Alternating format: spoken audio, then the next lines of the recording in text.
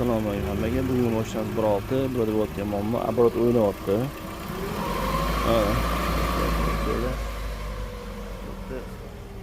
Sho'ra palajenasi o'ynab ketyapti. Kimda shunaqa muammo bo'lsa, tekinga shu yo'lni o'rgatib qo'yaman. Xullas, miyasini simni ichib olgan, mana shu ikkita sim bo'ladi, ana bir-biriga ulangan. Bu chuchvara ketgan bilan chuchvara stekeri ketgan bo'ladi. Vaqt o'tgan sari shular aksilini zanglab yaxshi informatsiya bermay qoladi, tok olmay qoladi. Shu hisobiga оборот o'ynab qoladi. Shuni payka qo'yamiz. Payka qilib birinchi oldi, endi yopib tekshirib ko'ramiz. Durasonimizdan palajenamiz 0 turibdi. Bu yerda ham o'ynatsak